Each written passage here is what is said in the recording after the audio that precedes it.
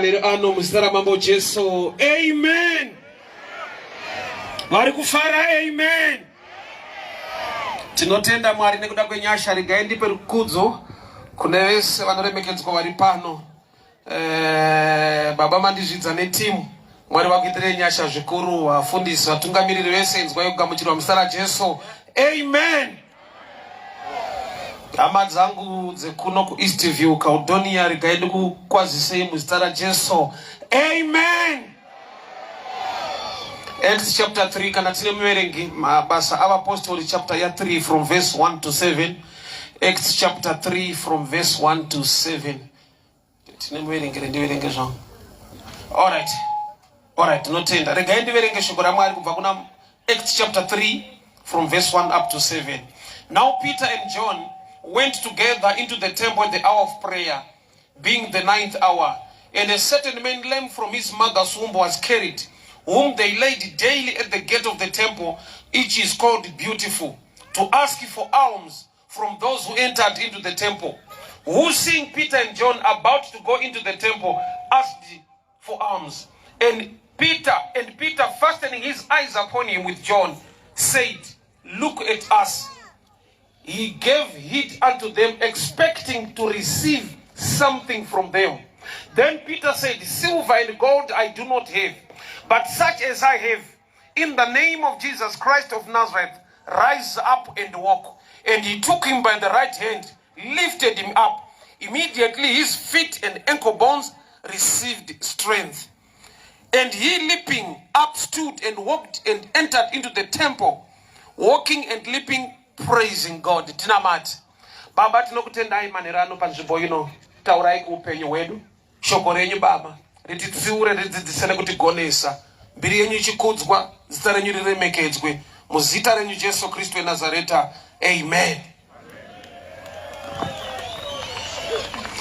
Pano paita hama yakaberekwa ine urema. Ndokubva vafunga zano rekupota vachimutakura vachimutsveta pagedhe rechechi, kuitira kuti ndofunga vanga vaita estadi yekuti ave kuchechi ndo vane moyo wakatirerukei kuti vaone nezvekuita nehama yedu. Havana kumutsveta anyway, but vakamisa pagedhe rechechi.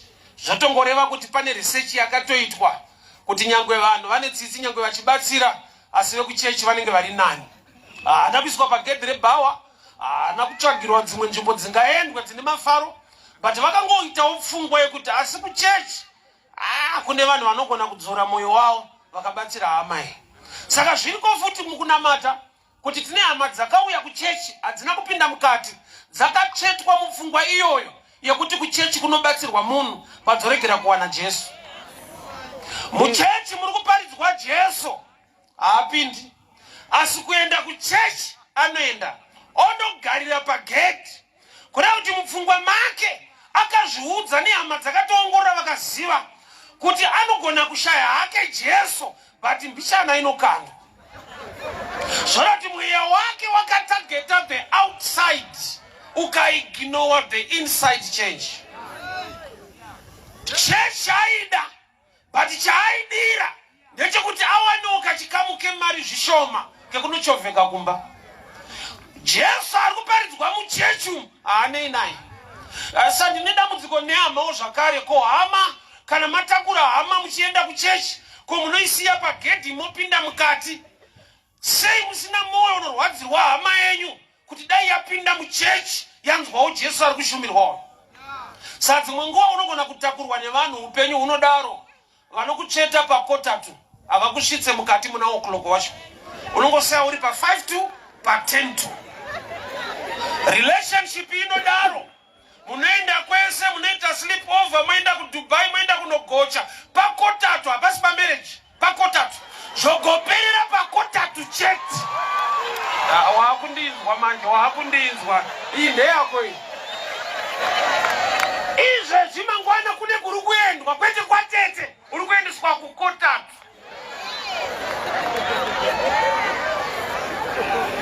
Mweya wa4:30 ngauregere kukubata. Pinda muna o'clock macho, pinda mumuchato wacho, chienda muwanano yacho, pa4:30 apa chibviswa. So variko vanhu vanoziva kuti Jesu mupenyu anoponesa, ndiye ari kuparidzwa mukati umu.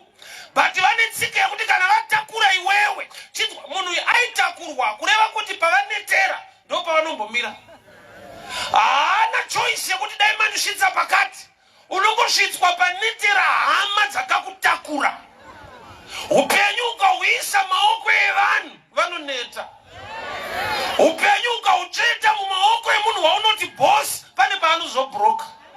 Upenyu ukaucheta pane munhu waunoti ndiye ari nani.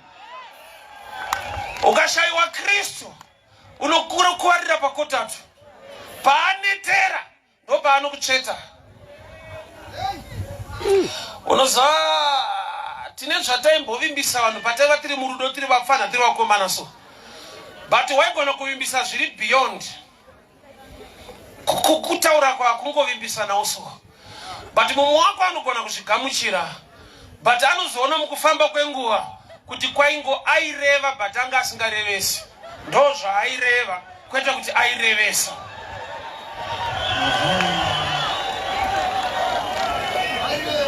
I'll die for you. Kureva kusikurevesa. Ndofira iwewe ini uneshuwa iwe. Ndo type inofira munhu reno. Ndakatofirwa una Jesu handifiri munhu. Kureva kusikurevesa. Gona kuziva kuti uku ndokureva kwete kuti kurevesa. Munhu arevesa anorevesa antaura chokwadi ndi Kristu ndiye zvokwadi wacho. So hama dziri kutakura munhu kuchechi ndokuri kuendwa but mukati hapindi. Aripo panze ipapo pane mabenefits aripo zvikuru sei rechirungu rati gedhe raichetwa raiva nezita rakanaka kunoti beautiful gate. Iwo mazwe kuti beautiful akuwadza vazhinji. Kune zvakanaka zviri kuabhusa nekuabhuswa. Rekani kutsanangurire musha. Pataiva kunyika nepfambi kana uchitosarudza pfambi unotoda yakanaka kwete yekurorai. Wakutotambisa panotodiwa akanaka futi. Satana ari rafuka ukatoshata wanyura ndikuti kutaurira ka. Kubawa. Wakati shate yauite mari. Kuri kushandiswa vakanaka mweya wacho uriko. Vanotosarudza vangotori vanotosarudza. Panoti beautiful up ndo paaigara but life yako ukaitarisa ndeyekutakurwa. Kureva kuti hapana chaari kuwana munzvimbo yakanaka kudaro. Indaifunza kuti nzvimbo ikanaka vari panzvimbo zvinonakawo. Kusvika ndazonzwa prayer request yakabva kuUK. Iye ari kuomerwa ari ikoko kwatida kutoendawo. Aizve apfungwa yedu kana tiri kunoti kuti zviri right ikoko. Nokuti kune ngazi takongoti UK, South Africa, London, Bururu, beautiful gate. Vanogona kugara tsano vari kuchiona nedambudziko. But nzvimbo yavanogara ine zita rekuti beautiful. Namwe yepaLondon haina kumira musha ine chirungu mukati.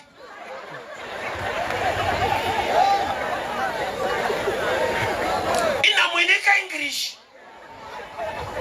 Unoita sekungori hausitaura chokwadi kuhama dzako.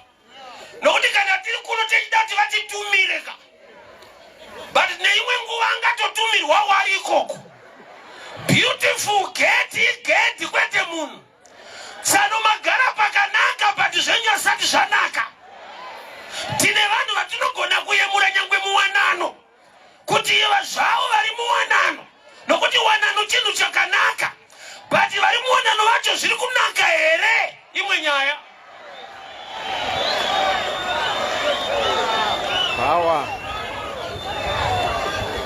Pane kufanoita shirikadzi usati wafirwa zviriko. Unongoona mapfekero mararamiro kuti tamirira kuzongoviga mudhara but pakafa munhu apa pakafa munhu apa.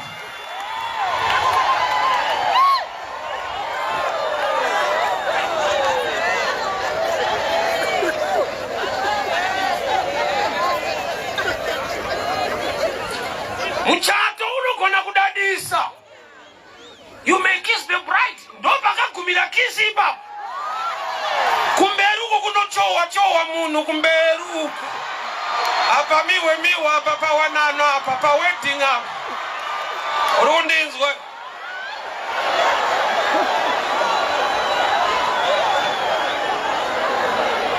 Timu riri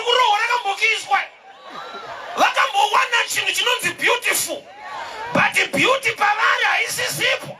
Nokuti Jesu akashayikwa, mukagara pa beautiful gate, mukasapinda mukati muna Kristu, beauty yami benefite. Pfungwa yemunhu ndekuti dai zvinhu zvanaka, ipfungwa yakanaka, but imwe pfungwa yauri kuchitadza kuziva mukunaka kwazvo dai zvikakunakirawo. Nokuti zvinotoipa mukunaka. Ozava vakuru vekare vanenge vachitinzwira tsitsi wafana so. Tuwafana mabereko nguva yakaipa. Kare zvinhu zvavo zvakanaka. Hatigone kupikisa tati siko. But ndikati ndipeiwo kadhi renyu foto. Ona dzakarova tenda futi neskipa. Ndokunaka ere kutsano. Tsano itai mushe ndopapa pakanaka ere apa. So naimwe nguva vari kuti zvakanaka but kune vakanakirwa. Havarevi nema zvakanaka but haasi wese akanakirwa. Yaiva beautiful gate. Pachetwa apa pane zita rakanaka but service ichipera kune vanomutakura. Chinzwaka yaedza kugadzirisa apa haisi nyaya yeurema hwake, ndekuwana shoma, ndekumbodyawo zvake, but condition yake isina kuchinja. Wakasvika pakutambira dambudziko, ndokubva akutsvaga mari yekusastena dambudziko. Mari yaari kupiwa, dambudziko iri rine problem 1 yanoda kuti tuone. Vanomutakura vakaziva kuti mundiro muri kupinda yakati vamashareholder. Munhu atakure munhu maharaka mukutakura chete. Unoita nezvidogoro chitokurwa. Ndikakutakura ndikaziva kuti mundiro kuti nhamo yako iyi imari kune mumwe munhu. Kuna ane tsika ingotaimira vanhu vanotambudzika so ovatora mafoto oendesa kwaanoenda ochipiwa mari. Nhamo yevanhu zvokuti ukagara zvakanaka anorwadziwa. Imagine musi waakatanga kufamba vaimutakura vakaziva kuti haane loss. Jesu ndomuda ngaakonzere loss kuvanhu vanobenefita nenhamo yako. Vanhu vanofarira nhamo yako Jesu ngaadhile navo. Every day aitakurwa mari ichigadzikwa, but airamba ari chirema. Nyangwe ikawanda zvakadii mundiro, kune vaikamurawo shoma yekuti tisiri kukutakura bhururu. Vaitadza kupinda naye mukati, vaimucheta pagedhi. Sanzi nerimwe zuva Peter naJohani ndokubva vauya. Ndinofara kuti vakauya late because vakatosvika hapo, but vakauya nelatest. Ndo pandada manje. Havangononoke zvine zodzo mukati. Pane anosimuka nekunonoka kwa bishop. Peter naJohani pavakasvika pagedhi ndokuona paine chirema. Vane rimwe vhangeri randisurprise ambishana. Zvanzi vakati kumurume uyu, titarisi. Iro Bible rangu rati akavaona vachiuya, anotoona but akudzidziswa maonero. Kuona nemaonero zvinhu zvakasiyana. Uyo akaona Peter naJohani vachiuya. Johani ndokubva Peter ndokubva ati titarisi kumunhu anoona. Sakuona kwane maclasses maviri, kuona zvisizvo nekunyatsoona chaizvo. Kuna anoti akaona kuine mhepo unokutsvaga kavha pekuwanda. Kuna akaona kuti area inogara ine mhepo iyi anoisa mawindmill anotenderera otoita magetsi. Kuna kuti unohonda mari yako, unohonda project, unohonda business, kuona kwese, but kuna anoona potential favor ne blessing, kogoita anoona problem.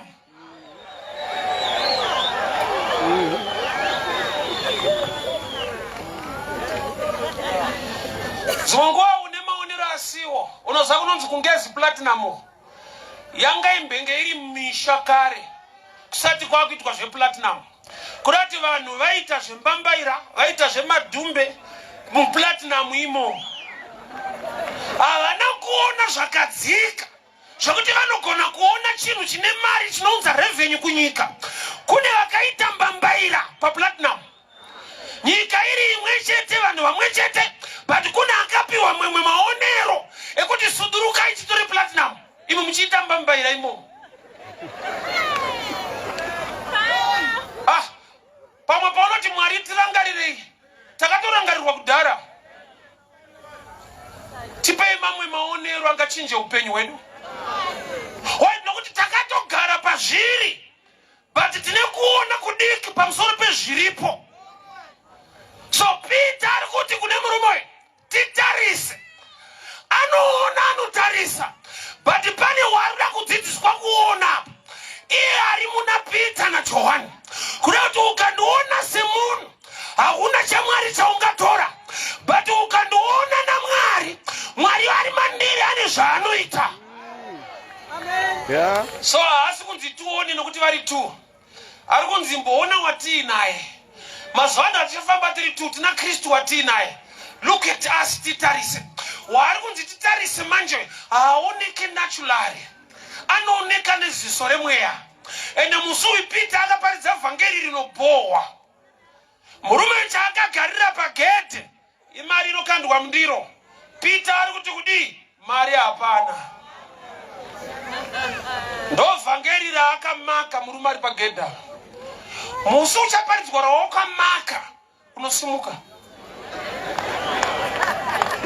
Dai Peter na Johani vakaisa mari mundiro, airamba ari chirema. Saka pakatangira 10 around kumbovharisa yawakagarira. Chaunoda kutarisira kuwana handicho chandauya nacho. Wandauya naye ndiye Kristu muridzi wazvo. Nokuti shoma inoiswa mundiro haidarike ropafadzo yake kana akurarama mauri.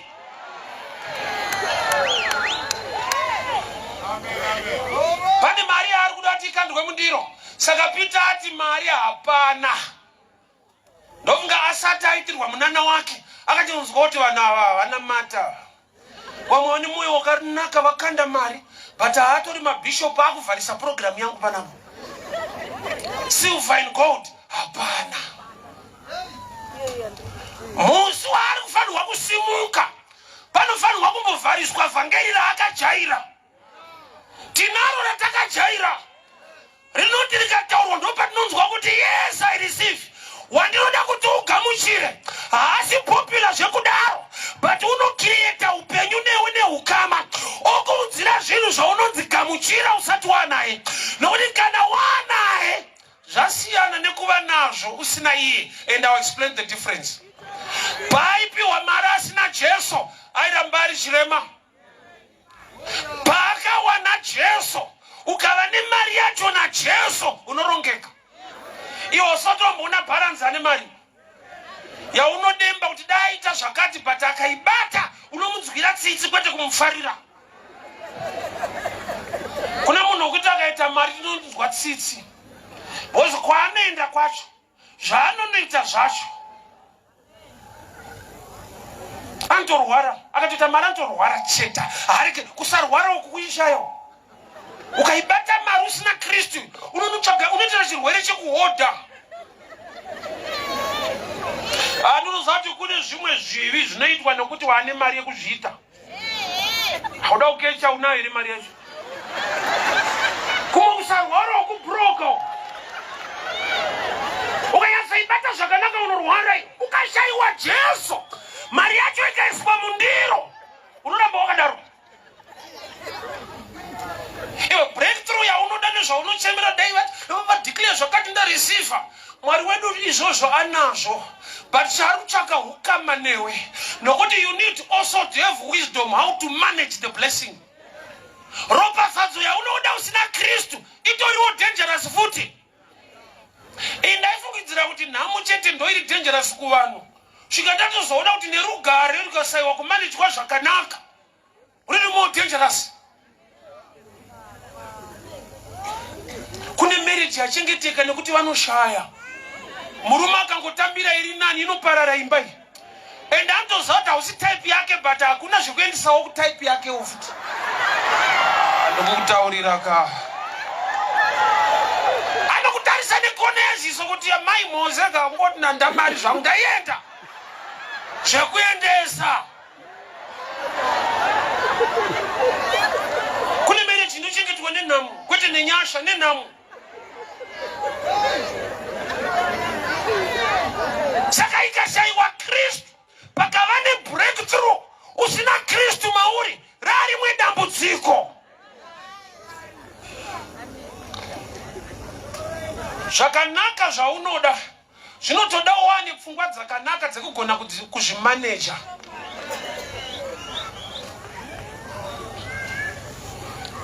It's like inini zvemadzimai andite ropafadzwa nemotikari uone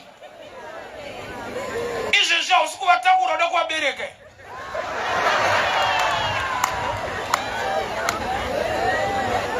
Baba zvekutakurisa kana zvapo panda Jesu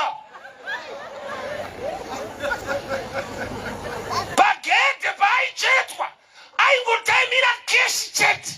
Jesu haadi kunamata, haadi zvaari kuda imari yacho, saka mari isina Mwari yakamusiya akaremara.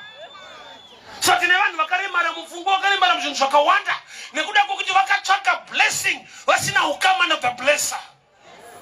You need Jesus in your life. Unoda Jesu muupenyu hwako. Zvese zvaunochemera ukashaiwa Jesu zvinogona kukuleadha kuproblem. Havasi vese vakazara kumakuva vakafa nokuti zvava zvakaoma. Vamwe vakafa nokuti zvava zvakanaka. Ende vakatofa chibva kumabhawa kuma5. Zvinhu zvakanaka zviri dangerous kana usina Kristu mauri. Usapiwe mari panze pegedhi usina kugamuchira Jesu mukati umu. Unoramba uchitakurwa upenyu hwako haubude zvakanaka. Mukuru Yesu yamuri kudai yakuda kuti mumbobva kugedhi mumbopinda mukati. So Bible rinoti Peter na Johani vasvika vakashumira rinovharisa zvaakagarira. Saka zviri pachena kuti haana kufara. Let's be real. Kana wakainga mari zvikanzi mari hapana haufari. Dai aigona kutaura rafu dai zvakarekodwa aigona kuti kana musina mari komambomirirei. Imi munotozwa kuti ndiro iri kuda mupishana ibhati muri kutaura muna mari. Ko zvinotaurwa here ingopfuurai kana musina mari. Ndo yakagarirwa pagedha. But haiperi yakadaro kana vavharisa iyi vane yavanovhurisa. Kurati vavharisa muhombe ndo imari yakagarira ndo hombeka. Saka vakavhara hombe. Ndokubva vazovhura hombesa. Yokuti haurambe uchitakurwa unofambawo. Bururinzwaka zvekubatsirwa zvakati nakei for a certain season and time. But kuitawo zvinhu sedunga munhu zvako wega zvakanakisa. Kupiwa lift kuri right. But ishika panyasha dzekuti Mwari ngakupe motikari yacho. Nokuti kana wapiwa lift kune malimits ako mulift imo mauchinje music ka. Tadai mari dzakandinako karupisa. Kakapise muhomwe imomo. Wakambochinja songwe munhu akutakura. Ona zvandine music yangu bandangoterera iri muno kotodi kotatakurwa. Une limitations ako. Zvafanire kuroja. Kana ukavenga rimwe roja uripe notice. Rinongopera gore mchikuita noti haiwe wavoteka mwana wavoteka. Hakuna anondichirongedza azviti. Uno hasha dzako dzine kalimit so. Unotsamwa panongozati tiri pano.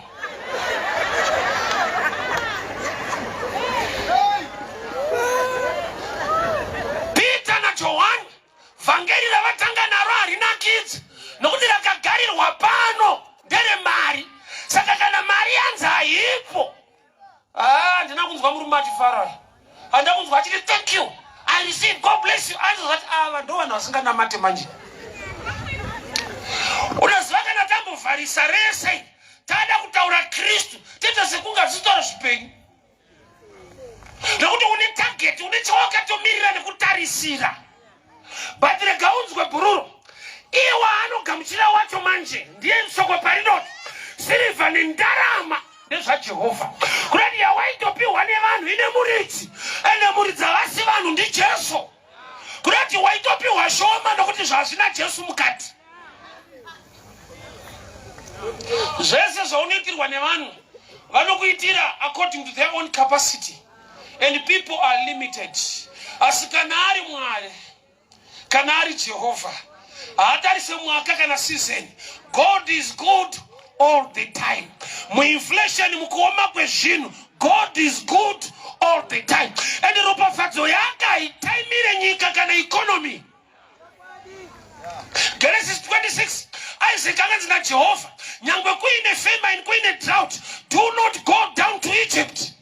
Stay there in Gera. And there was a famine. As Papa not kudi. Lokudi wakaterera Jehovah. Akako washakapetwa. Kulati mwara time in a season. He speaks a word to create a season. You just need to believe. Mwara time in a nyika. Ndenda kukomborera pa nyika ya uri manchi. Ndonzo komborera vanhu vabuda vatora mavisa. Pasina visa radhindwa. Nyasha dzikadhindwa pamusoro peupenyu hwako. Vanhu vanobva kure vachiuya kuzona kuropafadzwa kwako naJehovha. Nokuti ndimwari asiri mutsauri wevanhu, asina nyika yaanotya kana kurispekta. Anoti vanomutenda anovapa simba, anovawanira nyasha yekuti zvinhu zviendeke. So vhangeri raparidzwa pagedhi harina kunaka. Kumurume uyu harina mbonaka. Rekuti yandakagarira yacho ndoyanzi hakuna. Osa ukaenda kuna anoprofita akasaprofita unozozwa ndaita loss. Bo ningoenda kunoprofitwa. So munhu wese ane mainterest. Tine zvatinotarisira. Tine zvatinoda. Zvikasaitika izvozvo hatinzwe mushi. But hepano pane nyaya.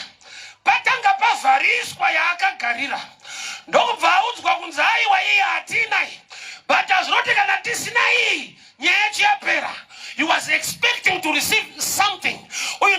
You are going to receive someone in the name of Jesus. Oh, shashai aigare muchechi kandeye panzi. Ukareverenga zvakanaka rati. Paakanzi in the name of Jesus rise up and walk. Haana kusimuka. Kusvika taenda paverse 7 pati. Peter akatambanudza ruoko rwerudyi. Ndokubva amusimudza. Kuroti akatosimudzwa naPeter. Ndokuti panzi simuka nezita raJesu. Jesu hamuziva mari chete. Tine munhu wekuti raKristu harizive. Anokuzoti I receive my money, I receive my house, I receive my car. Vakurinzwai. Motikari yacho isina mwari mukati. Inotakura magirlfriend kudarika vana vako. Hausati wanayo saka uchiita nharoka.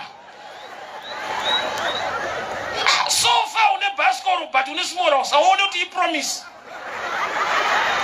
Ma highlights aya. Ndio inonzi sample ye life. Kuti pashoma iyo yausukubatika.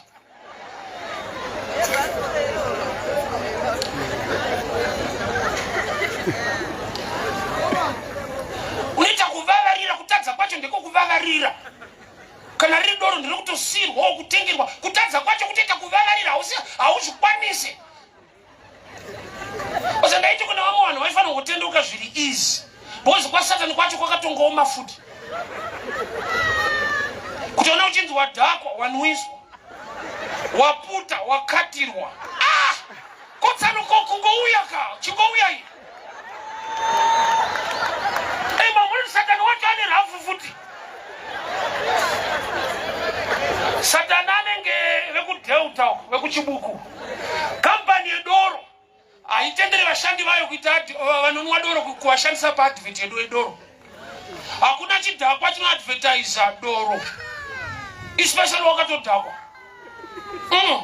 Imagine kutadza kucrossa road une koti rako.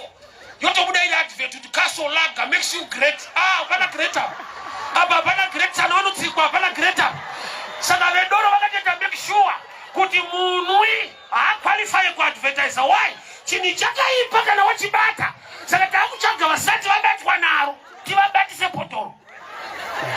Wasatani kwacho kune kachitsotsi mbichana. Hauye mura akanwa unoye mura achazonwa. Ozati akanwa ratobenzi. Famba ushaudhara unese fuka tungashandiswa advertisement. Kuti mudhara tukamuraini uchibuku kaicho chibuku ichi.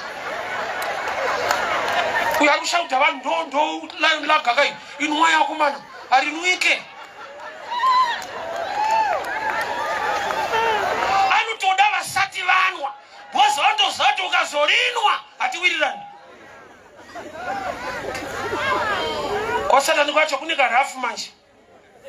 Kokungo uya zvako. Uyano kuda Kristu manje uya. Izwa kugamuchira Jesu ichoice. Kubatwa nemwe china ingori rafu, it's by ginya. Autombozota ukazigamuchira rini zvingori mauri.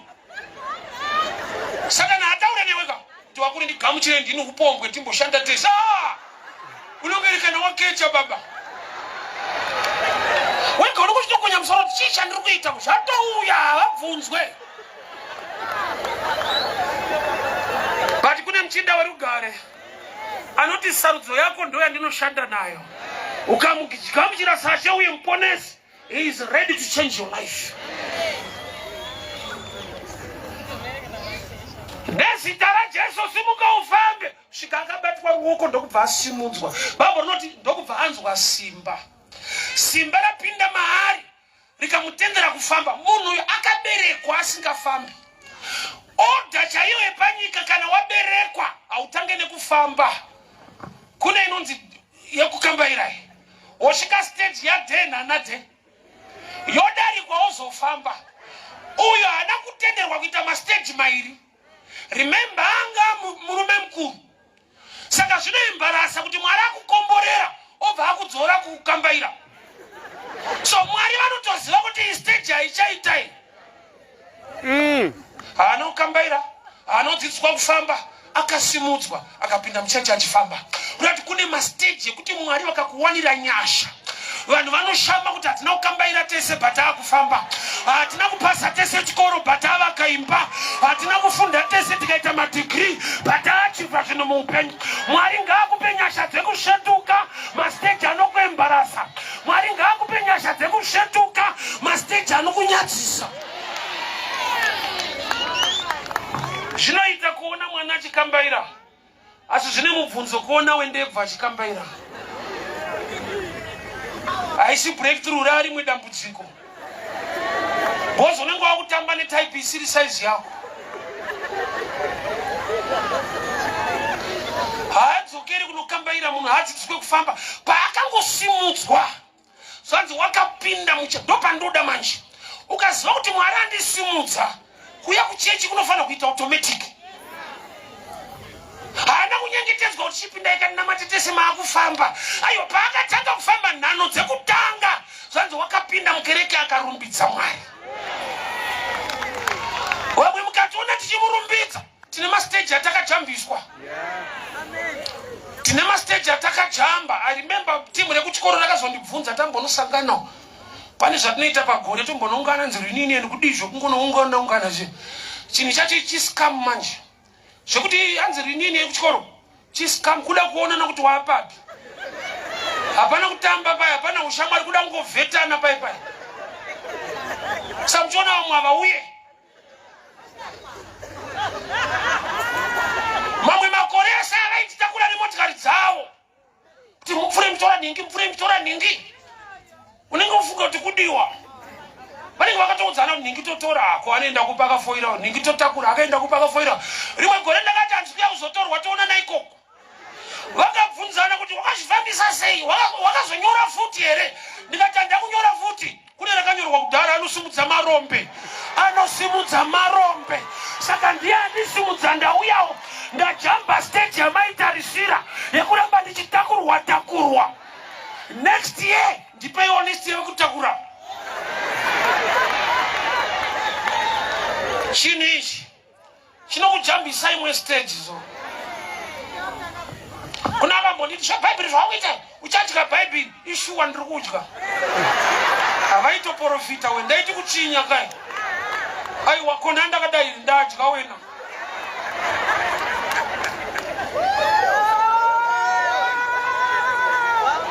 naJehovha usiku karamba uri chiseko iwe wazviite. Mukuru wakatendeka ari kumusoro. Haurambe uchichinyirwa zvawaitwa, kune stage yaunofanirwa kushetukiswa. Nyika ine oda dzayo. Unotanga waenda apa, wozosvitswa apa, ninge akazokuona akakunyara, wozopromotwa wozoenda apa. Kune promotion yedenga inonzi grace. kune promotion yedenga inonzi nyasha dzamwari yakuti iwo zvikasashamisa hasi mwari nokuti kana ari mwari zvinofanirwa kuvhundutsa vanhu kuti wasvika sei apa. Mwamimba akazoimba kuti wakabuda sei bhoza paunzobudika zvekuchipa so. So murume uyo haana kukambaira akangosimudzwa akatanga kufamba chipinda muchechi. Kurati mwari vakakusimudza vanoziva zvinokunyadzisa kuti havakutendere kupinda mazviri nokuti vakusimudzwa kuti uve chiropafadzo. Vamwe vanhu ngavazive kunaka kwaMwari nekusumuka kwako.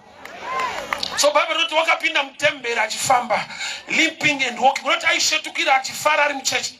Vanhu ndokubva vaita zvakatodisturba service. Nokuti Mwari kana abata bishop havachabata muri dzaakubata ega. Mwari vasimudza chirema ya testimony. Murume uyu anga atombokandirwa imwe mari. Remember, funga vanga vakanda panogona takarifandi papa pakasafamba musha pana anogona kushedzera kuti takupa usingafambe wafamba ka chindoonawo ka 50 kangu pachandoziva kuti vanenge vanyura.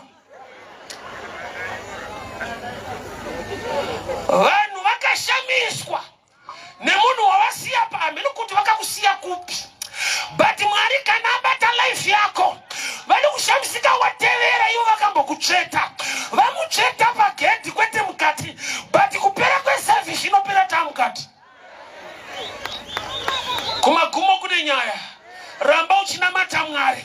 Havarambe vachikutsveta nekukuseka. Kumberi uku kune nyaya kune kwamuchasangana ivo vakambokusiya. Ndovo waingobvunza chichaitika komana. Murume atosimuka. Tambomusiya panza itsika yevanhu.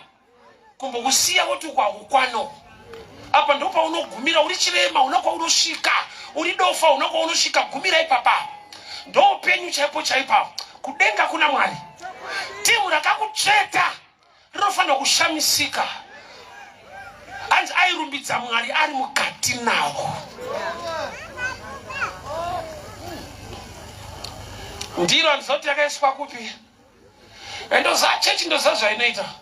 Atopinda hake vachizvata mumbomupa mbishana. Tinenge takumuwekera kuti chimbosiya mbishana ufuti. Munana wepano. But inofara kuti ndewepanze. Ina handidi kutora credit pabasa raKristu, ndiri mudziyo chete.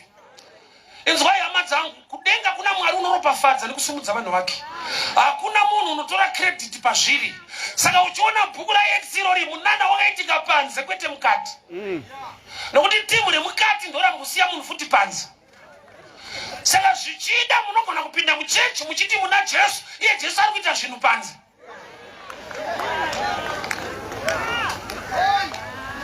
Pane paakuitwa zvinhu panze kwete mukati. Mukati muri kuimbwa, mukati muri kutambwa. Badi panze apa pane munana uripo. So munana wangu wakasara panze ukatevera mukati. Chechi ndinzwei, mweya wokutsvetwa uriko, but ukaziva kwekutarisa unogona kutsvetwa nevanhu vane matitles vaunotrasta nekutarisira. Iwe kana baba vachitsveta vana kusvika vasungwa neissue yemaintenance. Maintenance kusungirwa vako kakwete vegovernment vako. Hazvifaniri kushamisa here izvozvo. Kuti cheni dzaiswa baba vachitosungwa kutadza kuchengeta vana vavo. Kwete venyika vavo. Ukaona munhu atoiswa cheni udzichengeta wako. Zvaifanira kuita obvious. Munhu anogona kurasa vake. Ndewedu anomira nesu. Munhu ari palevel yekutorasa nevana vake. Wozembera ipapa. Osa kune nyaya dziri so strange dzatinonzwa munyuzo.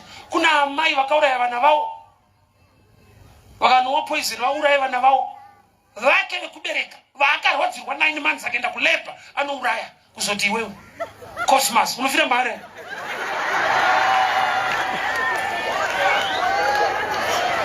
Unokuwara bhurura ndikunyepere. Type yawakazembera. Ndo vanonzi vanhu ka. Ndati vanongoreva varevese. Shazvataudzana murudo mukufamba kureva kwe. I can do anything for you. Inini manje. Anything. Anything kureva kuti anything ka. Andidari ndaingoreva chete. Munhu ane limit ane paanogumira. Saka Petro na Johani havana kutitarisa isusu ayo. Vari look at us. Madimikira izuru rakavanzika kuti tine watinaye asingakusiye uri chirema. Isu tinogona kukupa mari sevanhu, but tikakupa Mwari, muridzi wemari, haurambe uchitakurwa. Saka pakafamba murume uyu kune vakarwadziwa. Pese pane ropafadzo pane anobatikana. Pese paunogamuchira Jesu kuna vasingaitirwe zvakanaka. Sautona hazvisi popular, vamwe vanotokuchinyira kana kutaura zvavanotaura. Why? Nokuti zvine chirevo munyika yemweya. Zvine turn around kulife yako. Kana ng'anga yaimba nekuti uchauya ikoko ukagamuchira Jesu, inorwadziwa nazvo. Usafungidzira kuti pese pane chakanaka ukauri munhu wese anofara. Life, whether rich or poor, zvinovengesa. Ndishati vanondivengerei? Unovengerwa kushaya. Uzoti kushaya kunovengesa. So pakaitika nhamo unokuudzwa uri nhamo kwavari. Vanozvani mukamuudza manje yekuenda naye neyekuzodzokesa. Aya tomudza tadzoka. Ndishati vanondivengerei? Nhamo inovengesa. Rugare futi runovengesa. Kungosarudza side rekuvengerwa. Chete ndo life. Tsvaga side rekuti bheta kuvengerwa ndiruku. Kwese kunovengesa. Ukarorwa arikushanyirani varume vavo, vakushanyira ukasarorwawo futi anokutorera varume vedu. Vanhu avapo here vanhu.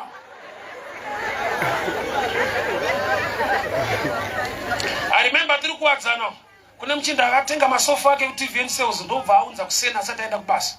Kusenzeni kuma 88 atunza. Vanhu vakatokwenya kuti adati nyatsoona tese tiripo. Kuti atengwa manje. Mumwe azvinzwa ndokubva ati ndo zvinofunga vanhu nditenge masofa angu ndozendisa manheru after work. Paakaya nawo kuma 6 manheru zvekubai zvanofira mujera. Saka masofa anouya nguvai. Aiwa masofa anoenda nguvai kumba. Unofanira kugara pachidhina kana zvekutamba nemunhu. Hakuna best time.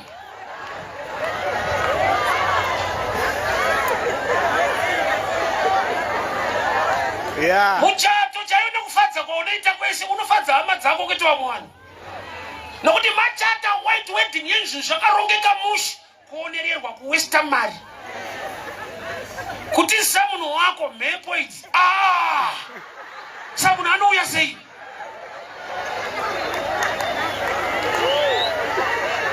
Munonyoresa kwaMujiti, muchato kwaMujiti zati nhamo akomana shungu. Shungu dzekunzi dzakashata mafoto chete newitness. Saka munhu anouya sei? Kodi kuda hako Jesu asina jealousy newe nerudo newe. Vane tsika yekugadzika vanhu kugedhi vopinda mukati. Kana riri dhiri vanokuisa kuchenji iwe utora profit. Kobo yangu mari, ko yangu mari, hapana mari yakabuda. Unoshandiswa usiwe ikoko. Havadi kuti upinde mukati. Mwana mungopindwa unotambira kulove yepanze. Madam wangu was right. Saka ndifarira iwewe. Iwe iya chitomboti madam wangu. Iwe ndo usinganzwa iwe. Havasi right but arikoti madam wangu. Havasi right, I love you. Sanoinzwa iwe ka statement iyi. Munhu ana madam wake uyu mani. Ndo uchingochetwa ugeti iwe.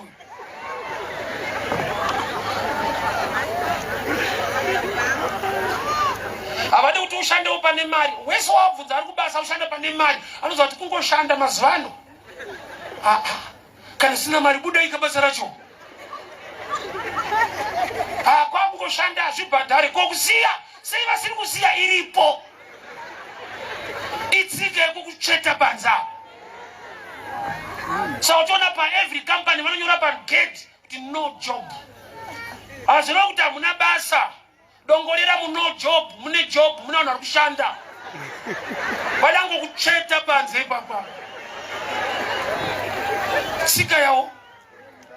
Batari po ndinoziva. Anoita kuti upinde mukati. Shasha inakupinda mukati yakatakurwa. Payakagamuchira Jesu yakapiwa usimba rekufamba ikatenderwa kupinda mumapinda vamwe handizoti vakapinda pai pavakakusiya zvichida mumabhizinesi zvichida ndepai chandinoziva ukagamuchira Jesu tapinda naJesu wanikwa uri mukati.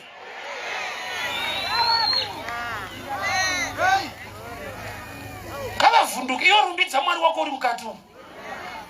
Ausataure zvakawanda hanzi akapinda akatanga kurumbidza Mwari. Kune vandisiya kugedhi but kana mama muchiservice taatesi. Why? Kune murume wandagamuchira in the name of Jesus. Muzita raJesu. Kwete rechechi, kwete rabishop. Muzita raJesu. Ndo rakamutendera kuti awanikwa. Pantombovhetwa munhu angatauri zvinero. Mukati hamungopindwi. Hazvina kupfava, hazvina kuchipa sekudaro. Nyasha dzikashayikwa, hamupindiko. Simba revanhu rikakutakura pagedhi. Simba raKristu rikabata pauri unofambawo. So kubva musiwo hakuna murume ari kumutakura futi murume. Kurati kana vaimbodya naye zvapera. Hakuna vachamutakura futi nomusiya pagedhi. Akufamba ega kubva kumba achindopinda mukati. Nekuda kwemumwe murume anonzi Kristu Jesu. Ndiye wandaya kuzoshumira hama yangu. Ndati ame living testimony yemurume iyeyo. Kune kwatatiri. Kokuti vakomana pavakandiona ndaa mukati vakaita mibvunzo yakawanda nokuti hazvisinyori kuwanikwa mukati usina zvikwanisiro ende vachizoti tisu taifanirwa kukusvitsa kana tisina kukusvitsa upapinde ndokubva ndapinda ivo vasipo. Hausada kumuzoona achiti haasi kana tisipo chacha tikasamira newa kuna kwaunosvika. Vari kuseka. Kudenga kuna Mwari. Mwari akatomboti kuna Abraham chibva kuhama dzako ndada kudemonstrata rimwe simba rangu. Nekuti ndikakupromota uri pahama tsano vanongonaisa credit yekuti handitsano taizodiko takazovakweretesa project. Ibva ikoko kuhama dzako uende kwandichakuratidza ndichakuropafadza ndikakuita munhu mukuru. Kudenga kuna Mwari wokuti hama dzakucheta. Unodarika hama. Nandisingazive kuti ndine hama kamutauni. Kusvika Mwari aita upenyu kuti uite nani so. Ndopanda kuzonzwa kuti wakadiko muzukuru. Muripo sekuru. Avakude kana usina chinhu wena ndo vanonzi vanhu ka. Sautoda kuma WhatsApp group. Une rimwe group rausirire hama dzenyu. Ita mari uone unonzwa kuti edit. Utonzwa admin achiti mauya ere mutezvara. Ndimi une hama iwe ufunge. But vane kagame kakungo kucheta so. Dzimwe hama dzacho dzitori mugovernment chaimo, maminista chaimo. Nyaya yako anoiziva vanokuziva. Simuka uone. Unoti paakapinda mukati akutamba vanouza kuti anga achimbokandirwa mari ane mari dzake. Kana mudhikoni akatoitwa mudhikoni musiwoyo. Dzaba munini taona kuti mune potential. Kumaite kanda kugeti. Ndiro iri kuzikanwa. Makandwa waya uruzikanwa newaya izvezvi. Amuzati vanhu vakaziva kuti une tunhu twako. Une imwe respect inounzwa netunhu kwete nezvauri. Asawa munhu watinoti bosi so. Unoti nyaya yemari haisi bosi mani. Hakuna bosi wakadai but ungotani tunhu twake. Akapinda kwete kutakurwa. Achifamba. Sei afamba ane simba rapinda mari. Kristu isimba. Akapinda muwanano yako mubusiness rako. Vanhu pavaiti chakujega tikasakujega una kwaunoenda. Vasipo ngavanzwe uchitaura kuti kuna Mwari wakandirangarira. Hallelujah. Tarisiro yako wakaisa pavanhu. Because I've got a cousin in the UK. ingori nzvimbo ufunge zvinoitwa ikoko yaimwe story kuti UK place ari kuitei another story. Zvimwe zvinhu zvatinoyemura ndana beautiful gate makadiko maisibanda iyena sibanda wacho azvonani usainya kuti hakuudzei manje.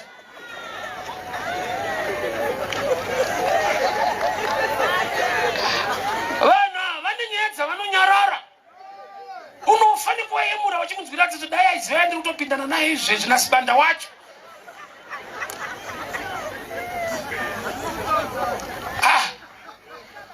Munhu anogona kuita basa ramarriage counselor ibasa kwete kuti yake marriage iri right ndo basa rake.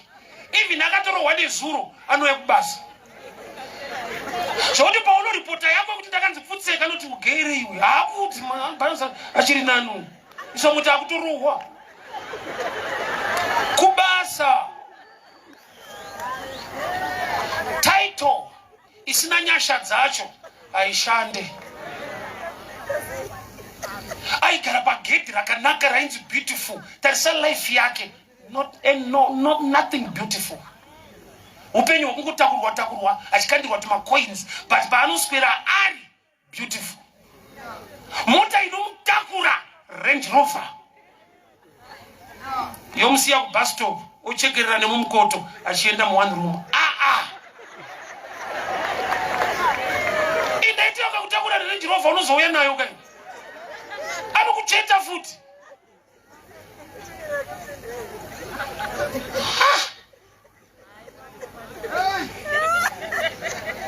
Dai Mwari atiwanira nyasha. Iyi game yekuchetwa chitakurwa iyi ochetwa pakanzi beautiful zvoyemurwa nevazhinji but wega unotoziva kuti ndakatorema upenyu wangu wanomira mushe but pandiri pakati nakei. Wandiri kudana naye mazuva ano aiwa munhu kwete wandakarorwa naye wandiri kudana naye wega unoziva kuti pane pakotatu pandazara kana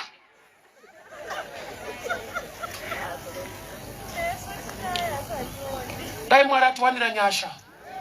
Iwe mazuva ndikukudza unaudzwa every day. One and only. Iye ane mukadzi. Hasaunzwa English. Kana achiti one anofanira kunge kusina munhu. Mazwe ekukusiya pagedhi panosara pari beautiful. Hakusiya zvichirwadzayo. Unomarinetwa nerudo. Marinetwa mushe so. Choti mafriends ako achikutarisa noti zvake. Banda ako akwenya mafriends ayo makafanana iko tatu.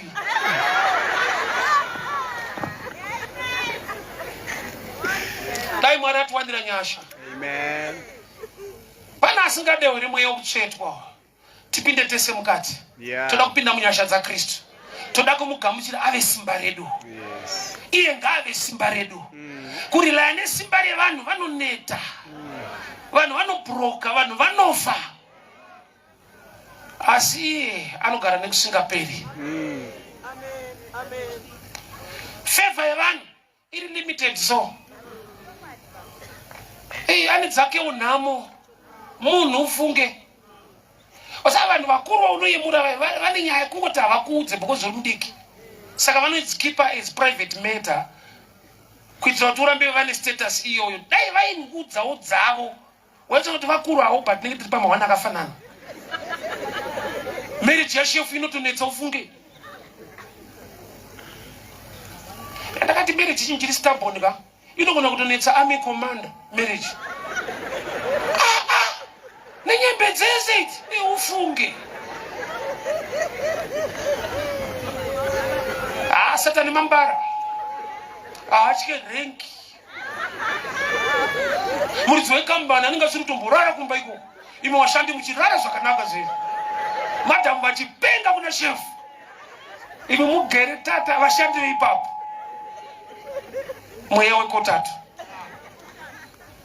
Position unova nayo, mari unova nadzo, kuti uchetwe mujoy yeupenyu aumo. Dai Mwari atiwanira nyasha. Yes. Mari yepanze isina Mwari inomusiya achitakurwa. Inomusiya ine vanhu vanobenefita neurema hwake. But akapinda mukati akava nesimba raMwari. Mwari muridzi wesirivha nenda ukazoiwana wina Mwari. Blessing. Nema blessings zvintu zvoda kuseparate. Blessing muti, blessings michero. Saka unoona here kuti ukava nemuti muchero nouwana. Hazvigone kuva nemuchero pasina muti. Ndikatoona muti wemutowe nditoziva kuti uchaita matowe. But handigoni kuona matowe asiri pamuti. Saka ukava naKristu wava nemudzi weropafadzo.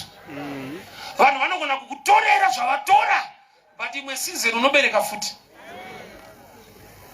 Samson vakamugera musoro, havana kumudambura musoro. Bvudzi rinongobuda rimwe. So vane area dzavanobata, but havatadzise nyasha dzaMwari kusimuka zvakare. Saka zviri nani kuva muna Kristu than kuva panze nendiro ine shoma wapedza utakurwa. Ndoda tinamate hama dzangu. Munamato wangu manera nhasi ndokuti Mwari ndiwandirewo nyasha.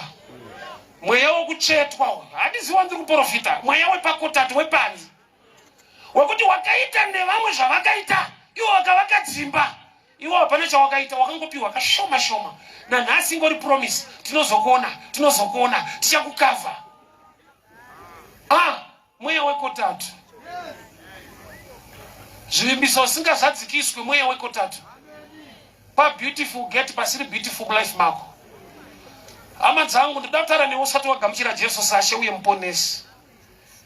Make a choice. Ndiye murume wekuti tabva pano unosara naye. Tabva pano anoenda newe kumba. Ini ndinoenda kwangu but iye anoenda newe kwenyu. Nyasha dzake nekugona kwake kunodarika zvaungatarisira kuti ndingakuitira. You need Jesus. Uri papo mudiki andokumbira tisumuke. Uye kana usati wagamuchira Jesu saShe uye muponesi, this word is for you. Ndokumbira hama yangu ufambe netsoka dzako uye patende tinamate tese. Asati agamuchira Jesu saShe uye muponesi, make a choice tonight. Hazvinyadzise kugamuchira Jesu. Waunotonyara kana ari my friends vanogona kuzotendeuka mumwe musi iwe wafa panhamo yako. Kana kuti paanotransfer unogara kumarondera anosvika achinotendeuka. Munhu hatiraswe kuti timu rangu tikuita zvakafanana. Munotamba mese but hamuna kufanana. Saka uchiona zvaakapfeka nezvaakapfeka kwaunogara nekwaanogara, unongotamba mese. Asi unoda Jesu mauredi. I welcome you my brother, I welcome you my sister. Amai uyai, baba uyai. Gogo uyai, sekuru uyai. I welcome you people. Praise and worship can lead us into worship. I just want people to walk through. Uyai, hama dzangu ndinamate. Uyai tinamate mudika. Ndandiriko ikoko, nandiriko. Ini ndiri living testimony ikoko. Taigara kumabhawa.